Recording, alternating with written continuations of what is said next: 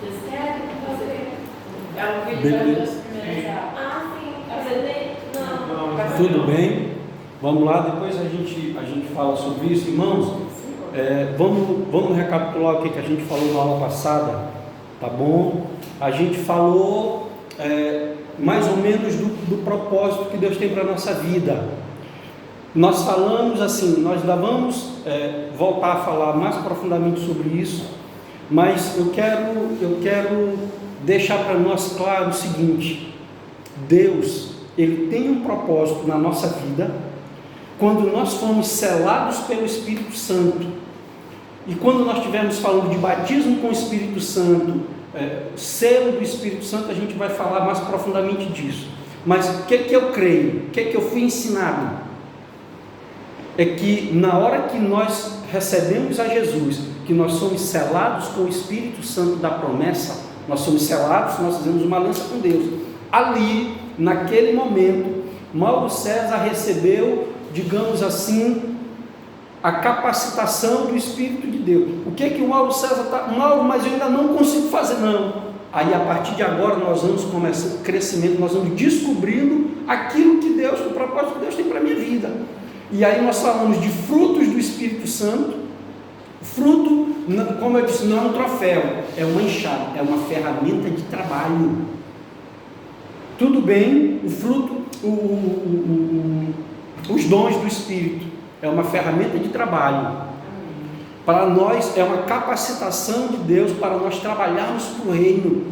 E existe uma coisa assim, dentro da igreja, dentro do corpo, existe uma coisa que só o irmão Mauro não é, que é privilégio do irmão Mauro. Deus pode dar para outra pessoa, pode ser 10 irmãos que façam a mesma coisa, assim, foram capacitados com a mesma coisa.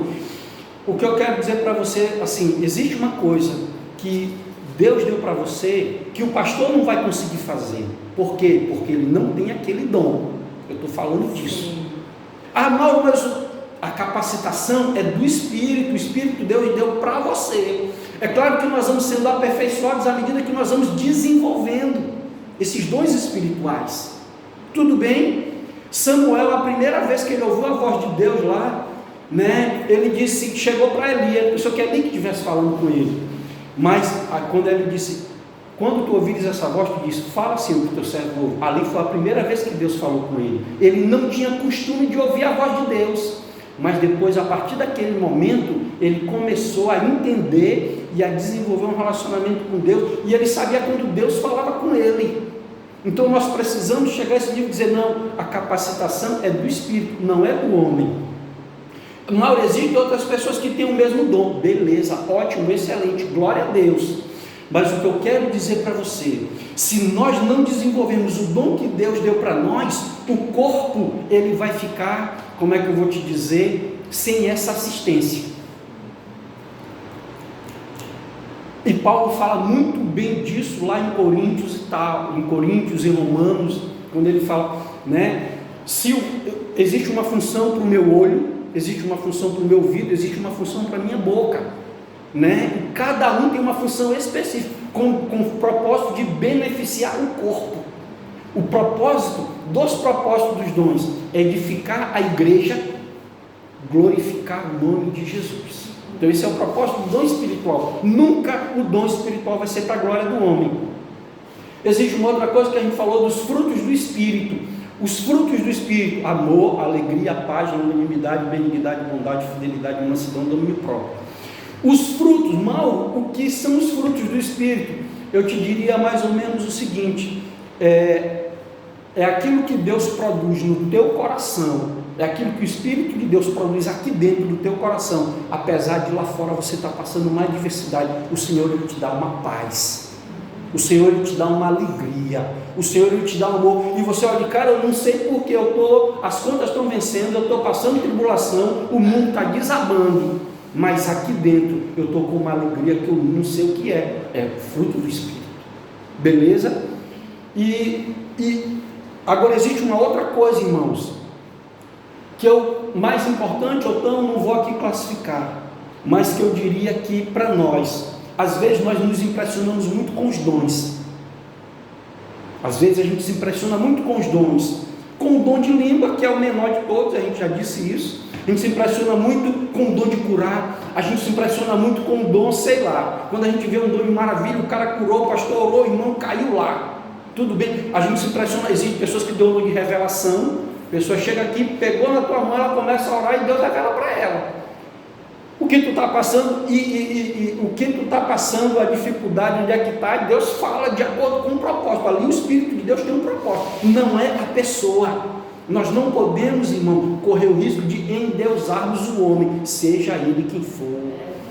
Nós adoramos o único Deus, Jesus é para ele, a glória é para ele, não é para o homem. Tudo bem? E nós um dia nós vamos prestar conta por aquilo que nós recebemos de Deus. Beleza? Mas eu quero falar de uma outra coisa que para Deus é importante. Você sabe o que? É o fruto. Jesus Cristo ele disse assim, é pelo fruto que se conhece a árvore. Você sabe que é mais importante do que o dom espiritual, não vou te dizer nem do que o fruto do Espírito. Aí se eu fosse classificar, os frutos do Espírito são mais importantes do que os dons, apesar da gente se empolgar mais com os dons, mas o fruto do Espírito são mais importantes. E eu quero te dizer outra coisa, mas você sabe o que é mais importante, irmão? É a transformação do meu caráter, a partir daquilo que eu conheço de Deus, a partir que eu conheço da palavra. Deus não vai se impressionar ou ficar alegre se o Mauro César lá na frente, ele é um cara que ele fala em língua, ele é um cara que ele faz milagre, ele é um cara que ele faz isso e aquilo, e quando ele sai da igreja, ele é um cara que não tem compromisso nenhum com Deus, não vale de nada para Deus. Por isso que Jesus vai dizer dos escribas e fariseus, eles fazem todas as coisas para ser vistos pelos homens, mas por dentro o negócio lá está cheio de ossos de morte, de toda imundícia. Mateus 23. Então, o mais importante para Deus, irmão, é a transformação do nosso caráter. Existem coisas que a gente não faz, não é porque, cara, existe coisa porque existe um temor de Deus no meu coração. É errado eu fazer isso, eu não vou fazer porque eu tenho temor de Deus na minha vida. Você está entendendo isso? Porque a luta ela está acontecendo dentro de nós, a carne todo dia milita contra o Espírito e o Espírito milita contra a carne. Tudo bem, beleza? A irmã queria falar alguma coisa? Falou assim, que o fruto, os dons e os frutos. Os dons Você falou que o fruto é mais importante que o dom. Sim. E aí, agora, quando tu falou, eu não vou fazer isso, não vou praticar isso, porque eu temo ao meu Senhor. Isso é fruto. Isso é fruto, isso é fruto. Mas por que o fruto é mais importante que o dom? Por que eu estou perguntando? O fruto, até pelo segundo exemplo, é para mim, e o dom é para o meu irmão. Ok. Mauro, tá, se a gente até... Por que os frutos são mais importantes do que os dons? Você sabe por quê, irmão? Porque os dons, é exatamente isso. Ele mostra uma coisa externa. Beleza? Ele revela algo externo. E os dons, ele revela algo externo. E os frutos, ele revela algo interno. A transformação de Deus aqui no meu caráter. Jesus Cristo, ele disse assim, olha, naquele dia muitos me dirão, Senhor, no teu nome nós expulsamos demônios. No teu nome nós fizemos isso, no teu nome nós fizemos aquilo. Mas ele vai dizer, apartai-vos de mim, eu não vos conheço. Porque aquelas pessoas, externamente elas até fizeram, mas internamente elas não tinham sido transformadas por Deus. Paulo vai dizer assim, se alguém está em Cristo, nova criatura é. O mais importante, irmão, é nós sermos nova criatura, é sabermos que nós somos novas criaturas transformadas por Deus. Tudo bem? Né? Aí Jesus Cristo ele vai dizer uma coisa para os discípulos, alegrai-vos. Quando ele mandou os discípulos lá aos 70, que eles voltaram felizes, Senhor, pelo teu nome até os espíritos imundos nos submetem, ele disse, alegrai-vos, não porque os demônios se vos submetem, mas porque os vossos nomes estão arrolados nos céus. Tudo bem, irmão? Então, o fato de Jesus habitar em mim, o fato de eu receber essa natureza de Deus, irmão, trouxe para mim um novo homem, uma nova criatura. Eu fui transformado, o meu caráter, eu preciso ter o meu caráter transformado por Jesus. Se eu não tiver o caráter transformado por Jesus, eu vou ser só um religioso, que vem para a igreja e faz isso e faz aquilo. Tudo bem? A aula de hoje nós vamos falar sobre quem é Jesus. Tá certo? Não temos a pretensão de nos aprofundar mas conhecermos um pouco, termos parâmetros. Eu queria que a gente abrisse em Mateus 16, Mateus capítulo 16, versículo de 13 até o versículo 16.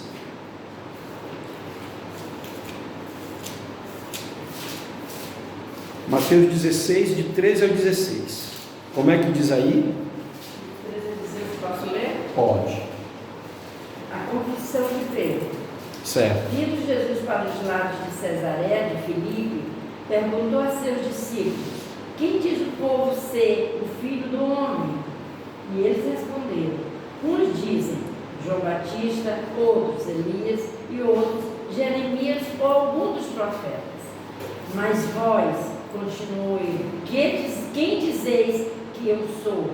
Respondendo Simão Pedro, disse: tu és o Cristo, o Filho do Deus vivo. Amém, meus irmãos. Beleza? Isso aí, esse foi o texto que nós começamos o nosso estudo, bem no início, né? E um texto assim clássico para mim, né? E esse texto ele nos revela várias coisas. As pessoas, Jesus fez uma pergunta para os discípulos: quem dizem as pessoas serem o Filho do Homem? Ou Jesus perguntou: quem dizem as pessoas que eu sou? E os discípulos responderam: uns dizem que tu és Elias, uns dizem que tu és Jeremias, outros dizem que tu és João Batista, outros dizem que tu és um dos profetas. Então as pessoas, elas pensam várias coisas sobre Jesus. Jesus, ele talvez seja o personagem mais, como é que eu vou te dizer, se eu vou usar essa palavra, enigmático, que muitas pessoas pensam sobre Jesus, isso e aquilo e aquilo e aquilo outro, e às vezes até mesmo dentro da igreja. E Jesus perguntou para eles: e vocês, quem que vocês dizem que eu sou? E Pedro disse: tu és o Cristo, o Filho do Deus vivo. Eu quero frisar isso para você. As pessoas, elas continuam tendo dúvidas a respeito de quem é Jesus, e elas continuam tendo várias opiniões a respeito de quem é Jesus, tá? Mas Jesus perguntou para Pedro: e vocês, quem dizem? Perguntou para o discípulo, e Pedro respondeu: tu és o Cristo. A gente já viu que Cristo não é, como é que eu vou te dizer, o sobrenome de Jesus, mas a palavra Cristo, ela quer dizer ungido. E um outro termo que a gente falou que se refere a Jesus: Messias, ou o Salvador prometido, aquele que havia de vir. Então o povo de Israel, eles estavam esperando um Messias. O povo de Israel até hoje, eles estão esperando o Messias, porque eles não reconheceram, eles não aceitavam a Jesus como sendo. Até hoje, muitos deles não aceitam a Jesus como sendo. Eles ainda estão esperando o Messias, eles ainda estão esperando o Salvador prometido. Tudo bem? Aí a gente bate nessa tecla, a gente já falou sobre isso. Mauro, mas por quê? Porque eles esperavam um Messias que ele fosse livrá-los das mãos dos seus opressores, do exército romano. A imagem que eles têm de Jesus, a referência que eles têm do Cristo, é alguém semelhante a Davi. Davi foi o auge do reinado de Israel, digamos assim, foi o maior rei, foi onde Deus deu vitória sobre todos os inimigos, todo mundo respeitava, todo mundo. Então Davi, e a promessa de Deus é que o Cristo viria de Davi, e depois de Davi, o reino de Israel ele começou num declínio, e Deus sempre prometendo que ele ia restaurar o reino de Davi, ia restaurar. Então eles ficavam esperando alguém semelhante a Davi. Tudo bem que ia expulsar os romanos e tal, a gente já viu essas coisas, né? Mas Jesus não, ele veio, né, montado num jumento. Então as pessoas olharam e disseram: não é essa pessoa, mas o propósito de Deus não era libertá-los fisicamente dos romanos, mas o propósito de Deus, para isso se manifestou o Filho de Deus, para destruir as obras do diabo. Tudo bem, Mauro? E a primeira promessa que a gente viu, Gênesis 3,15, a primeira promessa messiânica, né, que Deus falou que da semente da mulher iria sair um que pisaria a cabeça da serpente. Tudo bem? Mas aí Deus começou com o povo de Israel, Moisés, Deus levantou Moisés, e Moisés disse assim: olha, o Senhor, Ele levantará no meio de vocês alguém semelhante a mim. Então Moisés falou de Jesus, mas o profeta na Bíblia que mais fala de Jesus é Isaías. Ele é chamado de profeta messiânico. Tudo bem, porque ele fala várias coisas de Jesus. Isaías capítulo 9, né? Porque o menino nos nasceu, o filho, né? Esse que a Virgem conceberá e dará à luz um filho. Isaías 61. Então, Isaías é esse profeta. Agora, uma coisa interessante: todos os livros da Bíblia, do Velho Testamento, se nós formos ler numa certa profundidade, todos eles falam a respeito de Jesus, de alguma forma. Todos eles apontam para Jesus. Tudo bem, existem livros, se eu não salvo engano, Neemias, existem um ou dois livros da Bíblia, Cantares de Salomão, que ele não fala a palavra Deus, não cita a palavra Deus, tudo bem, mas ele fala de Jesus. Então a palavra, os profetas, Jesus, ele é o auge, digamos assim, da criação, porque ele representa o nascimento dele, ele representa a restauração do ser humano. A palavra, os profetas, tanto Gênesis aponta para Jesus, Apocalipse aponta para Jesus. Então Jesus é o centro da palavra. Tudo bem, mas eu quero que a gente fique com isso no nosso coração. Jesus é o Cristo, é o Salvador, é o Messias, é aquele que havia de vir. Quando eu era novo convertido, o meu discipulador, ele falava muito disso. O povo de Israel, eles ainda estão esperando, e o que vai vir agora não é o Cristo, mas senão o anticristo. Tudo bem? E Paulo vai dizer que ele vai se assentar no trono de Deus como se fosse o próprio Deus, com poderes miraculosos, a ponto, se possível, de enganar os próprios escolhidos. Tá certo?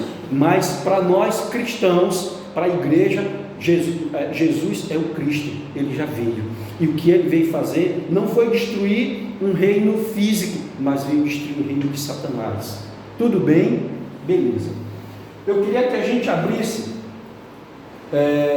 Colossenses capítulo 1, versículo de 13 até o versículo 17.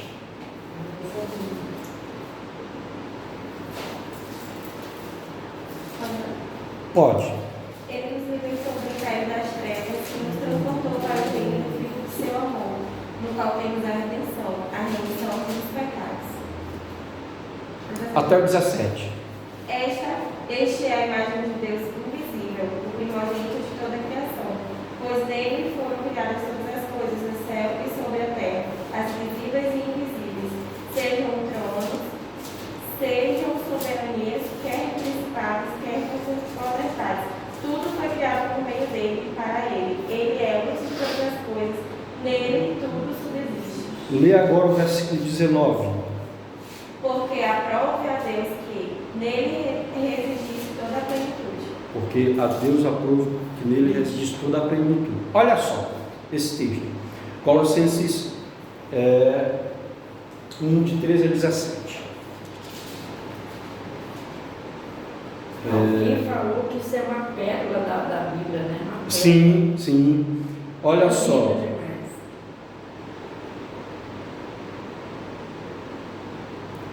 O qual nos tirou do império da potestade das trevas e nos transportou para o reino do Filho do seu amor. Tudo bem? Aí ele vai dizer: em quem temos a redenção pelo seu sangue, a saber, a remissão dos pecados, o qual é a imagem do Deus invisível. Ele está falando, quando ele diz o qual é a imagem do Deus invisível, ele está falando de Jesus. Lá no final do versículo 13 ele fala: nos transportou para o reino do Filho do seu amor. Aí ele começa a falar desse Filho, em quem temos a redenção dos nossos pecados por meio do seu sangue, e ele diz, o qual é a imagem. Jesus é a imagem do Deus invisível. Então Jesus é a imagem de Deus, aí o primogênito de toda a criação. Aí ele vai dizer uma coisa: porque nele foram criadas todas as coisas, as visíveis e as invisíveis, sejam tronos, sejam soberanias, sejam dominações, quer principados, quer potestade, tudo foi criado nele para ele. Ele é antes de todas as coisas, nele tudo subsiste.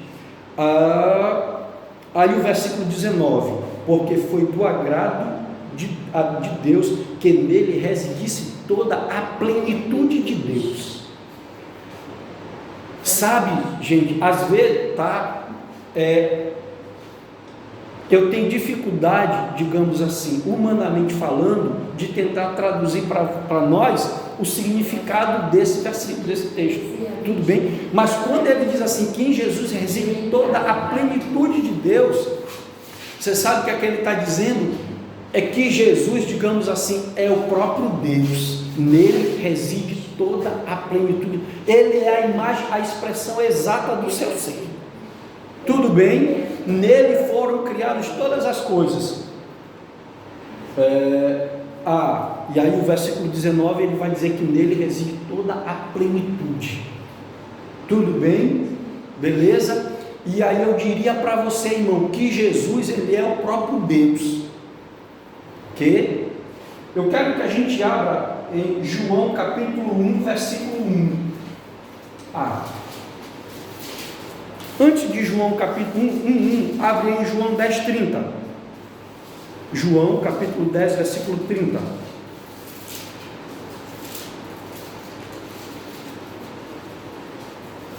Pode ler? Pode.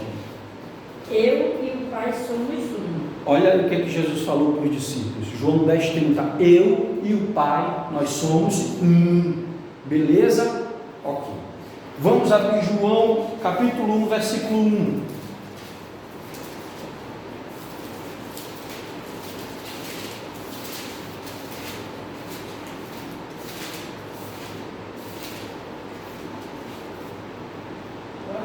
Pode. Vamos ler de 1 ao 3, por favor. Pode ser. No princípio era o Verbo, e o Verbo estava com Deus, e o Verbo era Deus. Ele estava no princípio com Deus. Todas as coisas foram feitas por intermédio dele, e sem ele, nada do que foi feito se fez. Beleza, só até aí. Ele está dizendo, olha, no princípio era o Verbo, e o Verbo estava com Deus, e o Verbo era Deus. Interessante. Eu lembro do meu discipulado de novo. Olha só. Lá em Colossenses, a gente viu que todas as coisas foram criadas por meio dele e para ele. Nele reside toda a plenitude de Deus. João 1, de 1 a 3, ele está dizendo, no princípio era o Verbo. E o Verbo, o que é o Verbo? A palavra. E o Verbo estava com Deus, e o Verbo era Deus. Todas as coisas foram criadas por ele, e sem ele nada do que foi feito se fez. João está falando de Jesus. Tudo bem?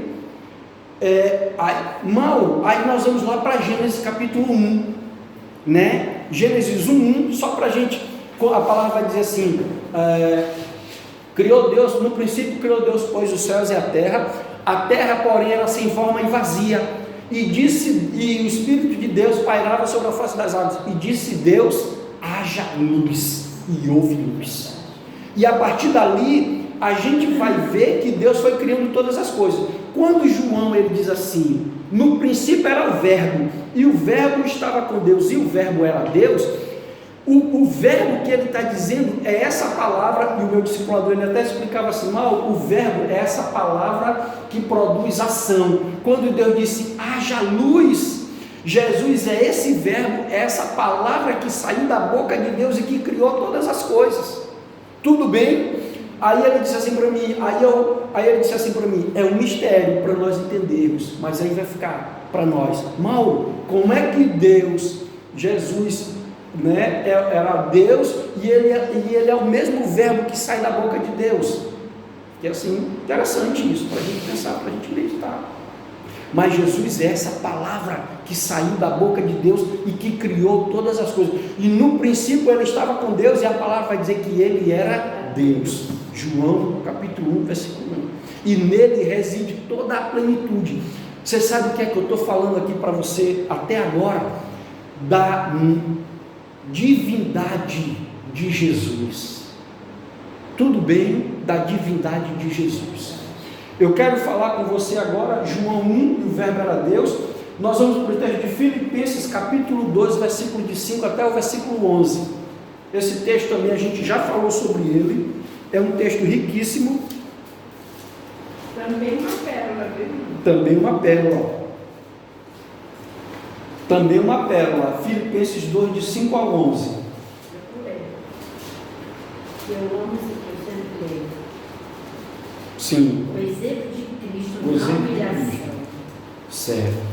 Tende em vós o mesmo sentimento que houve também em Cristo Jesus, pois ele, subsistindo em forma de Deus, não julgou como usurpação o ser igual a Deus. E ser igual a Deus. Antes, a si mesmo se esvaziou, assumindo a forma de servo, tornando-se em semelhança de homens, e reconhecido em figura humana.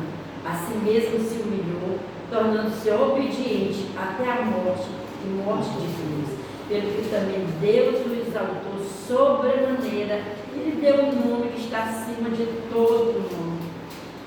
Glória. Para que o nome de Jesus se dobre todo o joelho No céu, na terra e debaixo da terra. E toda Da língua língua confesse que Jesus Cristo é o Senhor, para a glória de Deus Pai. Olha só, o que nós vimos até agora? Que nele residia toda a plenitude de Deus, que ele era o verbo que saiu da boca de Deus, que criou todas as coisas, tudo bem. Aí Filipenses capítulo 2 vai dizer uma coisa interessante para ele, gente. Tem uma outra tradução que ele diz assim: mesmo ele subsistindo em forma de Deus, ele não quis ser igual a Deus, antes ele se esvaziou. Jesus se esvaziou da sua glória. Jesus sendo Deus, tá certo? Aí é que eu quero que a gente fixe, pessoal, essa verdade. Jesus sendo Deus, ele se esvaziou. Você sabe, na minha cabeça, um exemplo bem grotesco. Você imagina o seguinte: o príncipe da Inglaterra, pense lá num daqueles caras, com toda a pompa, com toda a riqueza, com todo o servo, com não sei o que, com toda a disposição. Aquele cara, ele te abdicou da coroa inglesa e ele vai morar lá na África, numa casinha daquela, vestido daquele jeito, comer o que aquelas pessoas comem, viver daquela forma, de modo grosseiro. Foi isso que Jesus fez. A palavra vai dizer que ele se esvaziou da sua glória, assumiu a forma de servo e reconhecido em figura humana. Ele diz esse texto bem aí, irmãos. Você sabe por que eu estou fixando isso para você? Duas coisas que eu quero que você perceba: que Jesus, mesmo sendo Deus, ele se esvaziou, assumiu a forma de servo e reconhecido em figura humana. Porque para muita gente aí, irmão, Jesus era um anjo. Jesus não era anjo. Para muita gente aí, Jesus era um ser iluminado. Jesus não era ser iluminado. Jesus, ele era o próprio Deus que se esvaziou, assumiu a forma de servo, reconhecido em figura humana, igual a mim, igual a você. E nasceu do mesmo jeito que a gente já falou, tudo bem, e veio aqui viver da mesma forma que a gente. Você sabe, uma coisa que eu acho interessante em Deus, é que Deus, ele não apenas disse: irmão César, minha palavra é essa, e você tem que cumprir a minha palavra. Você sabe o que Deus fez em Jesus? Ele assumiu a forma de homem e veio nos mostrar ele mesmo como era que nós deveríamos viver a palavra. Porque seria muito fácil eu dizer para Deus: rapaz, com respeito devido, Deus, o Senhor está lá em cima, na sua glória, e eu estou aqui embaixo. O Senhor não sabe o que é ser tentado, o Senhor não sabe o que é ser provado, o Senhor não sabe. E eu não posso dizer isso para Deus. Você sabe por quê, irmão? Porque ele fez isso através de Jesus. Ele se esvaziou da sua glória, ele nasceu do mesmo jeito, numa terra árida, numa terra difícil, com escassez de água, de comida, de tudo que você possa imaginar, e ele veio exatamente nos mostrar como é que nós devemos, você sabe o que? Viver a palavra. Amém, meus irmãos? Dentre vários objetivos de Jesus, o principal objetivo de Jesus ter nascido foi ser obediente e morrer pelos nossos pecados. Mas Jesus veio nos ensinar, humanos, nós seres humanos, como é que é viver a palavra. Cara, Jesus se humilhou a esse ponto de abdicar da sua glória e ser reconhecido em figura humana e nos mostrar como é viver, e nos mostrar como é amar, e nos mostrar como é que nós devemos tratar as pessoas. Tudo bem? Então, quando Deus ele diz alguma coisa para nós, ele pede, e aí eu já falei isso para nós, não importa o que nós passemos nessa vida, tudo que a gente possa imaginar que a gente passa, Jesus ele já passou. Beleza? Então ele reconhecido em figura humana, não esqueça isso. E eu já falei isso aqui para nós. Isso é o que mais envergonha. E Colossenses vai dizer isso para nós, que ele triunfou deles lá na cruz. Ele venceu, triunfou deles lá na cruz. Os expôs à vergonha e ao desprezo, triunfando dele lá na cruz, sendo homem. Aí a gente vem para Adão. Como é que Deus fez a justiça? Adão pecou sendo homem. Então não poderia ser alguém diferente, tinha que ser alguém homem. Mas qual era o problema da humanidade? Todo mundo estava contaminado pelo pecado. A gente já falou sobre isso. Deus fez o que? Ele mandou Jesus em figura humana, a mesma balança. Adão, homem, Jesus, homem. Adão desobedeceu e perdeu o domínio sobre o domínio e a autoridade que Deus tinha dado para ele. Perdeu para Satanás. E aí Satanás, por causa disso, ele pôde pintar e bordar com a humanidade, mas Deus mandou Jesus.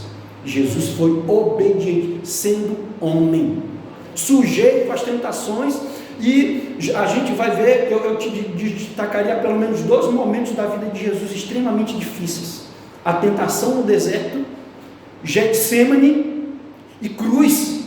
Não era fácil, irmão, você imaginar que você vai sair daqui, você vai ser crucificado por um erro, por um pecado que você não cometeu. Então não foi fácil para Jesus, humanamente falando. Aí você vai perceber que lá no jardim do Getsemane ele disse: Pai, se possível passa de mim esse cálice, mas contudo não seja feito a minha vontade, mas seja feita a tua vontade.